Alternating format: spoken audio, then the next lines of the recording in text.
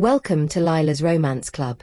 Do well to like, subscribe and tell me where you're watching from. Now let's get into the story.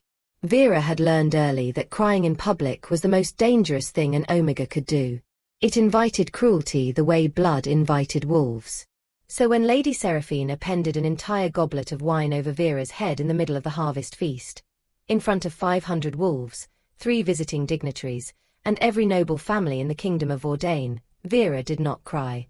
She stood perfectly still, wine dripping from her hair, soaking through the collar of the only good dress she owned, and she stared at a fixed point on the far wall and breathed. She did not cry.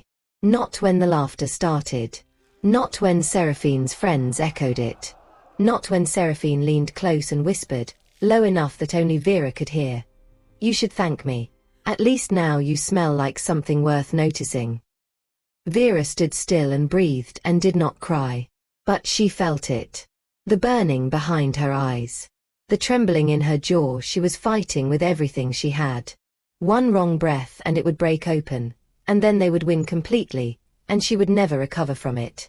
Not here. Not among these people. She didn't know that someone was watching. She didn't know that at the far end of the great hall, separated from the chaos by 50 feet and a crowd of nobles who parted instinctively around him like water around stone, Alpha King Caelan of Vordain had gone very, very still. His wine glass had not moved from the table. His face had not changed. But his eyes had not left her. The court would talk about what happened next for years. They would debate whether it had been political strategy, territorial instinct, or something older and more dangerous than either. They would whisper about what it meant that the Alpha King, cold, untouchable, famously indifferent to the social games of his own court, had crossed that hall. What none of them understood, not yet, was that Caelan hadn't made a decision at all. Something had made it for him. Something that had recognized Vera the moment she walked into the room, hours before the wine, before the laughter, before she'd stood there drowning in public humiliation and refused to break. He would claim later, to himself, in the privacy of his chambers, that he had simply been restoring order. He would believe that for exactly 3 days. The Harvest Feast was the one night of the year Vera could not avoid. Every wolf in Vordain attended. Rank and bloodline determined placement, and Vera's placement, the outer edge of the servants' tables, close enough to be seen but far enough to make the point, had been the same since she was 15 years old. Since her mother died and her uncle had taken over her father's estate and decided that an Omega niece with no useful connections and a weak secondary scent was more liability than asset. She had been, in his words, reassigned. She poured wine now. She carried trays. She learned which nobles liked to be addressed by their full title and which preferred the abbreviated form. And she learned never to make eye contact with Lady Seraphine's table. She had learned that one the hard way. 2 Harvest Feasts ago. Tonight, she moved through the great hall with her head down and her tray balanced and her mind entirely focused on the simple task of getting through the next 4 hours without incident. The hall was overwhelming as always. Too loud, too hot, too full of mingling scents that pressed against her senses from every direction. Roasting meat and tallow candles and expensive perfume, and underneath all of it, the thick animal warmth of several hundred wolves in an enclosed space. She had grown almost immune to it. Almost. She was refilling a goblet near the east wall when she first felt it. A pressure. Not physical. Something subtler, like a change in the air before a storm, like the moment a room goes quiet before something breaks. She felt it at the back of her neck first, then across her shoulders, then in the base of her spine. An attention. A weight. Someone was watching her. She finished pouring without looking up. That was the first rule. Do not react, do not acknowledge, do not give anyone reason to notice you noticing them. She set the pitcher down and turned to move back toward the kitchens and allowed herself only the briefest glance toward the elevated main table. The Alpha King was not looking at her. Of course he wasn't. He was deep in conversation with the Vordain general at his right, his expression focused and closed, those pale silver eyes directed firmly elsewhere. He was exactly what rumor described. Tall, broad-shouldered, with dark hair pulled back and a jaw that looked like it had been cut from the same cold granite as the castle walls. Beautiful in the way that very dangerous things were beautiful. The way the edge of a cliff was beautiful. You could appreciate it completely and still know better than to get close. Vera told herself she had imagined the feeling. She was halfway back to the kitchens when Seraphine stepped directly into her path. "Oh," Seraphine said, blinking as if the collision had been Vera's fault. "It's you." The women flanking her, Myra and Cess, who had been Seraphine's chosen companions since childhood and who operated with the unified cruelty of a single organism, both smiled. Vera stopped, dropped her gaze. "My lady, forgive me." "You were rushing," Seraphine said. "It's unbecoming." "Yes, my lady. You look unbecoming tonight generally." Seraphine tilted her head, studying Vera with the detached interest of someone examining something they intended to discard. "Is that the dress you wore last year?" Vera said nothing. It was. She had cleaned it carefully. She had let the hem out twice. Vera felt him the way you felt a fire, not just heat, but a kind of gravitational pull, an awareness that made every nerve in her body suddenly, acutely conscious of direction. He was to her left, slightly behind her, close enough that she could smell him over the wine soaking her hair, something dark and cold and clean, like winter forests after rain. No one spoke. No one breathed. "Lady Seraphine." The Alpha King's voice was exactly what rumor had described, low, even, with an absolute absence of warmth that somehow made it more commanding than shouting would have been. "I don't believe I saw what happened clearly from the main table. Would you explain it to me?" The silence stretched. "Your Majesty," Seraphine said, and her voice was carefully composed, only a slight elevation in pitch betraying anything at all. "I'm afraid my hand slipped. I was reaching across and—" "Your hand slipped," the king repeated. "Yes, Your Majesty."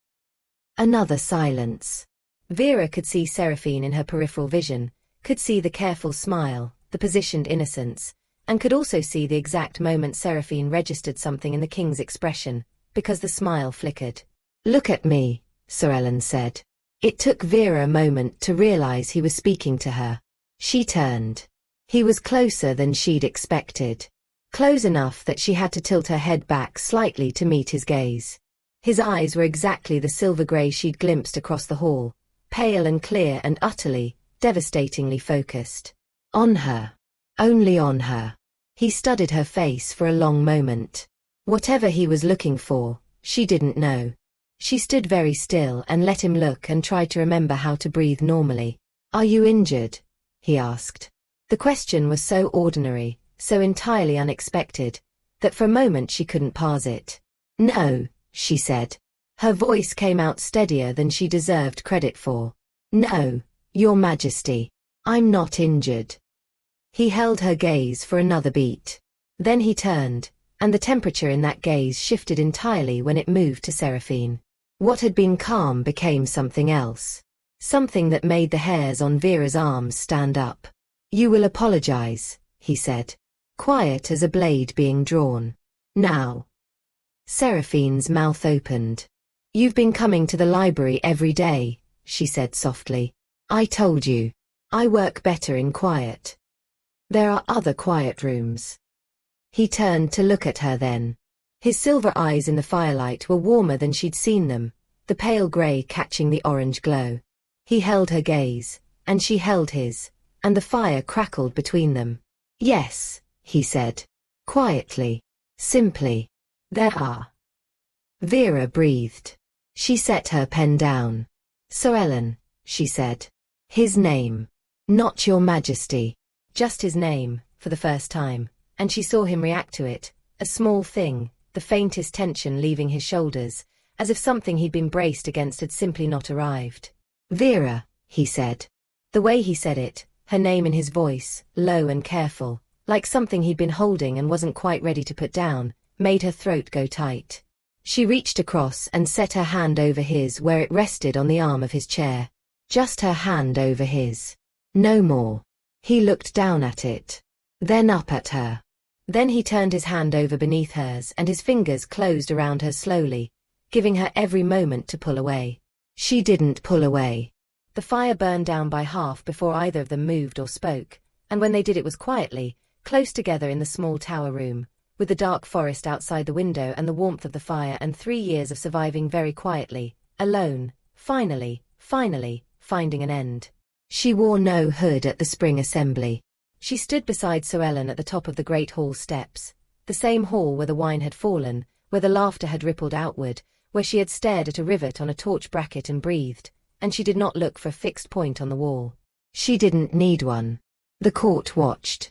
Of course they watched. They had been watching since winter, cataloguing and assessing and debating what the king saw in an omega from the servants' quarter, what the future of Vordain looked like if this held. Seraphine was not present. Her father had resigned from the council in January, before the investigation concluded.